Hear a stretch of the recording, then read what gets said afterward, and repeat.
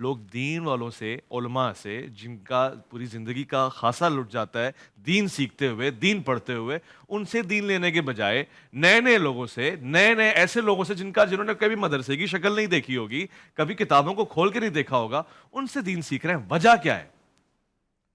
اصل میں motivational speaker بھی خیر بات تو دین کی ہی کرتے ہیں، قرآن و سنت کو کوٹ بھی کرتے ہیں. یہ ایک الگ بات ہے کہ ان کے چہرے پر وہ چیز نمایاں نہیں ہوتی بعض کے، جیسے آپ علماء کے چہروں پر سنت کو سجا ہوا دیکھتے ہیں اور اس طرح دیکھتے ہیں، وہ نہیں ہوتی.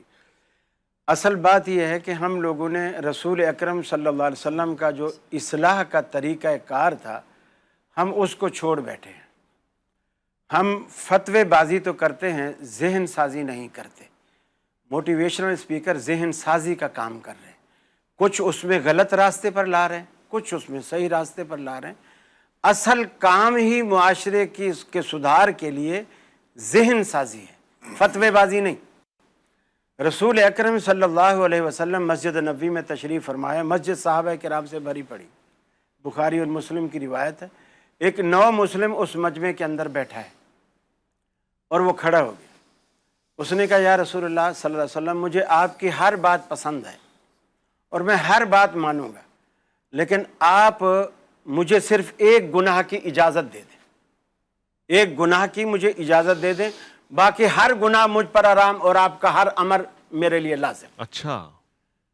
صحابہ کرام، وہ چونکہ کھڑا تھا، اب اس کے قمیض کا دامن جو نیچے لٹکا ہے، صحابہ غصے سے اس کے قمیض کو پکڑ کے نیچے کی طرف کھینچ کے یعنی گویا بٹھانے کی کوشش کر رہے ہیں. بعض دفعہ جیسے کوئی ڈاکٹر ایسے پیشنٹ کو دیکھتا ہے جو لائن میں نہیں ہے لیکن ایمرجنسی ہے، ڈاکٹر اپنی سیٹ چھوڑ کر بھی اس کے پاس چلا جاتا ہے، یا لوگوں سے کہتا ہے یار اسے آنے دو میرے پاس.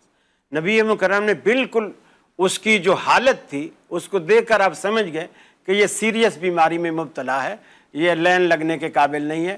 آپ نے فرمایا اسے آنے دو.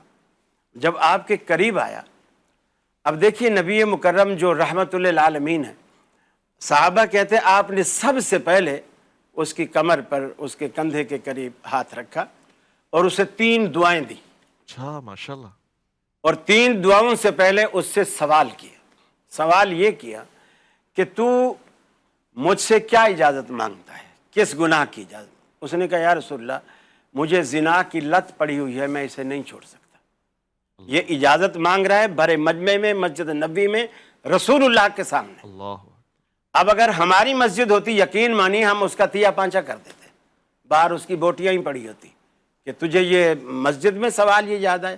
اب اللہ کے نبی کے سامنے یہ جو ان چیزوں کو حرام کرنے کے لیے آئے. آپ نے جب اس کے ضمیر کو جھنجھوڑا اور ذہن سازی کی، آپ نے فرمایا تو جب یہ ارادہ لے کر کسی کے پاس جائے گا، اس سے پہلے مجھے اپنے ضمیر کو ٹٹول کر ایک سوال کا جواب دے کہ اگر یہی اجازت مجھ سے کوئی اور شخص مانگے اور اس کا ارادہ تیری بہن کی طرف، ماں کی طرف یا بیٹی کی طرف، خالہ پھوپھی کی طرف، آپ نے محرم رشتے گنوائے، اس کی طرف جانے کا اس کا ارادہ ہو تو تیرا ریئیکشن کیا ہوگا؟ اس نے کہا یا رسول اللہ میں تو ایسا کر دوں گا. گویا اس نے اپنی غیرت دکھائی. آپ نے فرمایا جب تو مجھ سے اجازت لے کر جائے گا، جس کے پاس بھی جائے گا وہ بھی کسی کی بیٹی ہوگی، کسی کی ماں ہوگی، کسی کی بہن ہوگی، کسی کی خالہ اور پھوپھی ہوگی. تیری تو تیرے رشتے آسمان سے اترے، باقیوں کے رشتے کی کوئی حیثیت ہی نہیں ہے. یہ بات اس کے دل پہ ایسی لگی، آپ نے ایک مناسب موقع دیکھ کر کے اب تیر نشانے پہ لگ گیا. اب دوسرا کام آپ نے دعا سے کیا. جو ہم مولوی لوگ سچی بات ہے دعائیں لوگوں کو کم ہی دیتے ہیں. آپ نے پیٹھ پر ہاتھ پھیرتے ہوئے جس طرح ایک مشفق باپ بگڑی ہوئی اولاد کو سمجھاتا ہے، اس طرح ہاتھ پھیرتے ہوئے فرمایا 3 دعائیں دی. اللہم مغفر ذنبہ، اللہ اس کے گناہ کو بخش دے. طہر قلبہ، اس کا جو دل گناہوں کی آلائش میں بھر چکا ہے اس کو پاک صاف کر دے. احسن فرجہ، اس کی عزت اور آبرو کی، عصمت کی تو حفاظت فرما. صحابہ کہتے ہیں یہ 3 دعائیں سننے کے بعد، اس کے بعد کبھی راہ چلتے ہوئے اوپر سر اٹھا کے چلنا تو دور کی بات ہے، ہم نے زمین پہ چلتے ہوئے بھی کبھی اس کو زمین سے نظریں ادھر ادھر ہٹاتے ہوئے کبھی نہیں دیکھا. اللہ اکبر. یہ نبی کریم کی ذہن فیضان سازی نظر ہے یہ. ذہن سازی اور دعا. آج بھی علماء اپنے مریدین کو، اپنے معتقدین کو، اپنے چاہنے والوں کو اگر انہی دو باتوں سے سمجھائیں تو معاشرہ ایک دم اسی طرح ہو سکتا ہے انشاءاللہ جس طرح نبی مکرم اپنے پیچھے معاشرہ چھوڑ کر بہت گئے. پیاری بات ہو گئی ہے.